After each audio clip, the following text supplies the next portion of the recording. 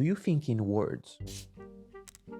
Most people do. I sometimes think in images as well, but I do rely on words a lot when I'm thinking. So, words matter more than what we realize because they affect how we think, and how we think affects what we do. But right now, this is changing. There are two new factors to consider. There's two new behaviors that have become super commonplace and everybody does them, and they are completely rewiring how we think. The first behavior is idea hopping. It's so normal right now to jump from one thing to a completely different one with literally a flick of a thumb, that it makes it hard for us to be exposed to a single idea long enough to actually properly think about it.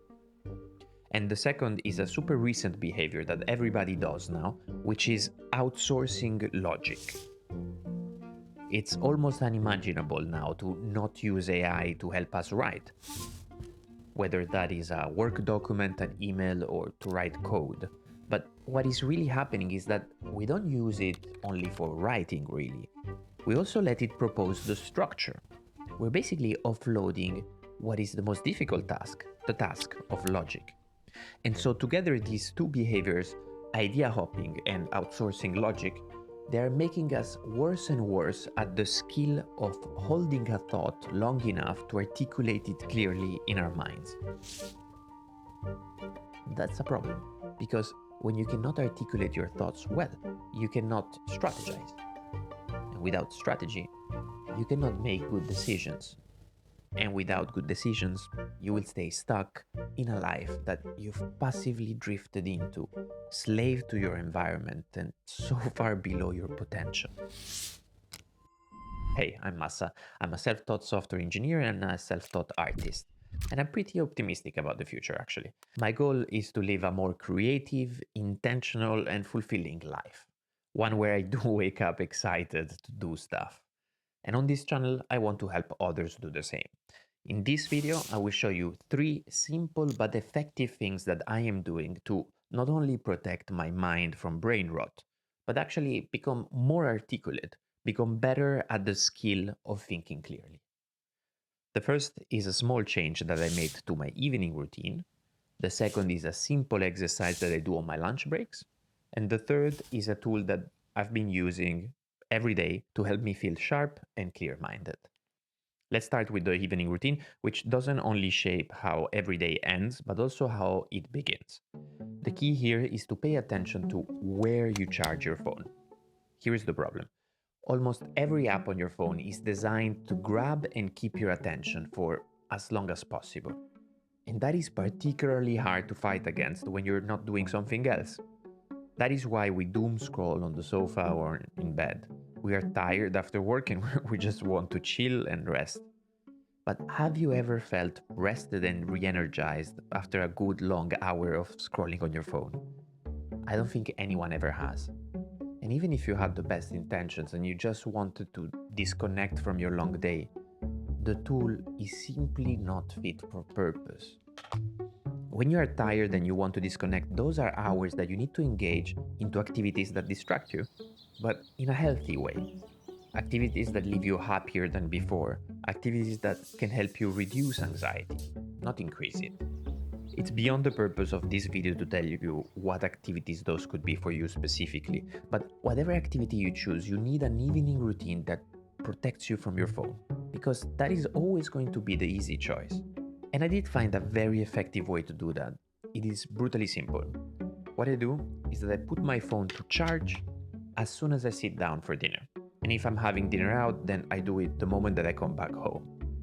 But I don't charge my phone next to my bed anymore. In fact, the phone is not even allowed to enter my bedroom at all. Instead, I charge my phone in a very inconvenient place in the living room, a place where I cannot comfortably sit or stand next to. And this simple trick does 3 things at once. First, it kills the habit of scrolling in bed, which by itself is an amazing benefit. Secondly, it prevents you from reaching your phone first thing in the morning, because doing that wrecks your dopamine and motivation for the entire rest of your day. And thirdly, it forces you to buy a separate alarm clock, which sounds silly, but actually it's a very interesting opportunity to change how you think about alarms. For instance, I recommend that you look into a light alarm, waking up with light instead of sound. I use one called Lumi. It's quite cheap, I picked it off Amazon, and it wakes you up gently with light before eventually making a sound at the end in case you haven't woken up in the process. Waking like that becomes much less of a shock, and as a result, I just feel much better. So, with this one change, you will have drastically reduced the amount of time that you spend on your phone scrolling. You will have reduced the amount of time that you engage in idea hopping, and you will feel more clear minded and creative throughout the day. But of course, this is cutting distractions, it's just half of the battle. You need to practice articulating your thoughts directly. And that is where my lunchtime exercise comes in. It's a very simple exercise once again. I pick one idea, anything that I've been thinking about recently, or if nothing comes to mind, I pick one from a very long note that I have where I collect sentences that I come across and that have inspired me in some shape or form. I'll leave a link in the description to send this note to you if you want all of these sentences. Anyways, what I do is that I try to branch off from this idea and I continue it in a sort of logical reasoning, but doing it off the cuff. But, and that's important, I do it speaking out loud. I don't keep it in my mind. It's important because there is a different speed if you speak. Speaking is slower than thinking, but usually faster than writing. So it gives you just enough to form new thoughts, but not long enough to second guess yourself. And I'm not trying to write an essay, it's just raw, real-time articulation. I like to do this straight after lunch on a short walk because it's good for digestion and walking makes it easier to think. I just put my headphones on and this way people think that I'm on a call. And I keep a very simple rule. I cannot pause to plan. I need to build the logic on the fly, one sentence at a time. And recently, I've also been experimenting doing it speaking to ChatGPT, using the advanced voice chat feature. And what I do is that I always start the chat by saying something like this. This is what I would say. I would say something like, I am going to articulate my thoughts now, and I want you to keep track of the points that I make, in which order, so that you can build a skeleton of the structure of my own reasoning, and then play it back to me clearly once I'm done at the very end. Do you understand? And usually would say something like, absolutely. Always starts with absolute. Why absolutely? And the reason why I do this is twofold. First, there is kind of a limited amount of time that you can stay silent before ChatGPT comes in with an answer. And so it gives you a little bit of pressure to carry on with your logic without thinking too long. And second is that it's quite nice to then hear back the structure that I ended up following, because it gives me perspective on what I said, and I'm able to spot in a second what I don't think makes sense or what I would change. And if I want, I can change it and try again and refine the structure until I'm happy, or until I have to get back to work. But if I am happy about how the thought was articulated and how the skeleton of the structure ended up being, then I asked ChatGPT to create a separate page containing that skeleton of the logic so that I can download it and save it somewhere. I usually just send it to myself on WhatsApp. So the cool side effect of this exercise is that you quickly build a bank of structured thoughts that can serve as a starting point for something else.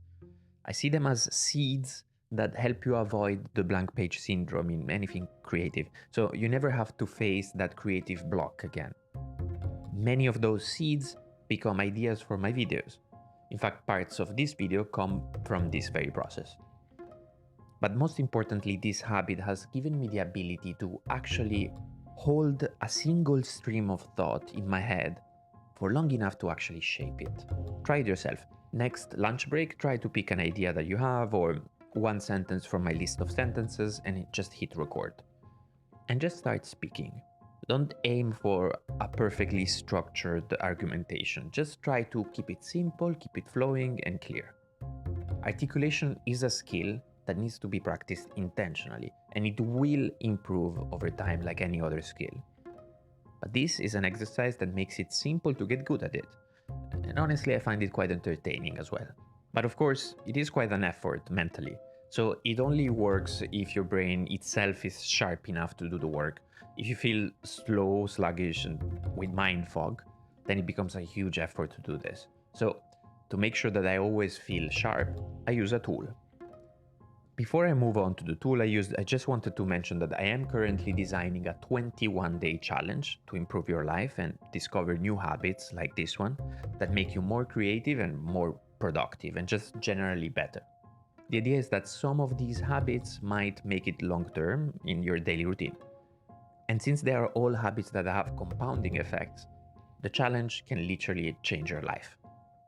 I'm going to be joining the challenge and run it with you in January 2026.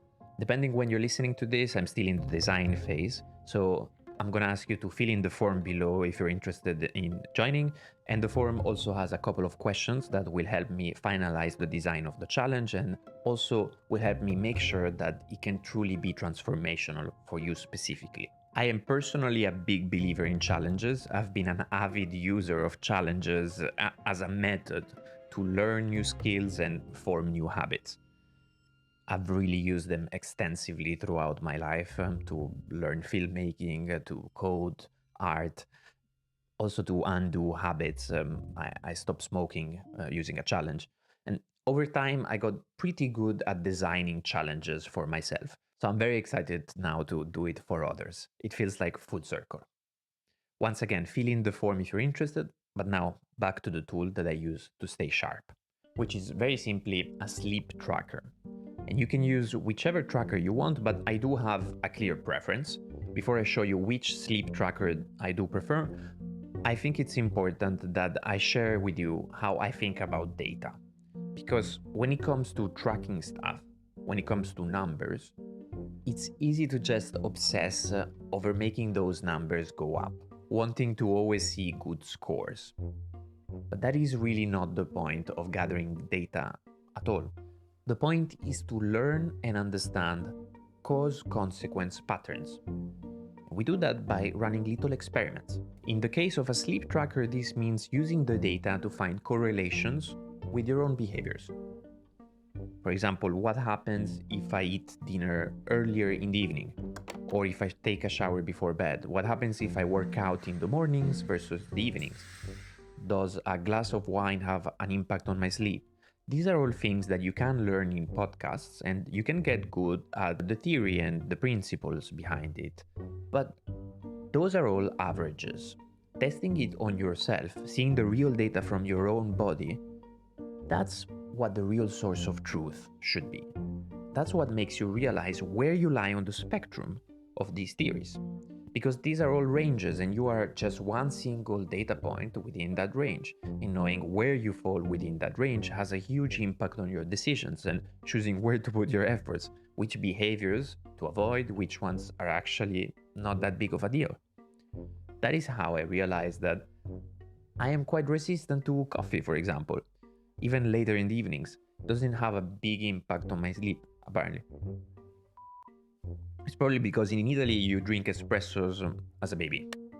And that's also how I realized that even one small glass of wine raises my average heart rate throughout the night by 20%, which wrecks my recovery and makes me wake up feeling like shit. So, the point is not to obsess over data for the sake of data. Obsess over running experiments, with the intention of understanding where you lie on the spectrum of what is expected by theory. And when it comes to the tool itself, I prefer using a ring. This is the ULTRAHUMAN ring. They sent it to me a month ago and I've been enjoying it, using it so far. Before ULTRAHUMAN, I used the Aura ring for years, but I stopped using it when they introduced the monthly memberships that I'm allergic to. ULTRAHUMAN keeps it simple. You just buy the ring itself, you don't need to pay for the app, which to me makes way more sense. This is not a sponsored video, by the way. I've not been paid by ULTRAHUMAN to say any of this, but they have given me this ring to test, and since I genuinely like it, I said that I would be mentioning it in my video, and so they gave me a link that gives you 10% discount if any one of you is interested in purchasing it. It is an affiliate link, which means that if you do decide to purchase the ring using my discount, I will receive a small commission. But as always with discount codes, they only save you money if you were actually going to buy the thing anyways. So this is really for those who already wanted to buy a sleep tracker. Now, what I particularly like about the data in the app is this view here, the circadian dead zone.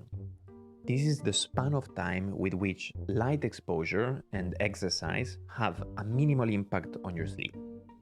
And I like to challenge that and test what happens when I don't follow it. Honestly, I learned a lot about my sleep doing experiments of this style. And if you think of it for a second, if you sleep for an average of 8 hours, let's say, that is a third of 24. It's a third of your day. So you sleep a third of your life. That means that when you come out of high school at 18, let's say, you really are only 12 years old in terms of being consciously alive. You spent 6 years asleep. And when you come out of high school, you know fuck all about sleep. You are completely ignorant about anything regarding those 6 years of your life. I am 32 now, so I spent over 10 years asleep. The least that I can do is to get interested in how sleep works. And since sleep quality actually defines the quality of my waking life, I might as well try to understand what I need to do in order to sleep well. A huge reason why we sleep is to power our brain. So, if you want to take care of your intellect and become more articulate, all of the stuff that we've been talking about so far, then you need to accept that everything is downstream of good sleep. If you improve your sleep, you improve your mind. Now, I do realize that a lot of these tips that I share are about protecting yourself from the negative effects that the modern digital society has challenged us with. So, I want to take some time to look at the cup half full and acknowledge that it is actually a spectacular time that we are living in. It has its own challenges, for sure, but if we do learn how to navigate through them, it can be the greatest canvas that we will ever get to paint on. So please consider to filling in the form to join the 21-day challenge to make the next year the best year of your life yet. And I'll see you in the next video. Ciao. Absolutely.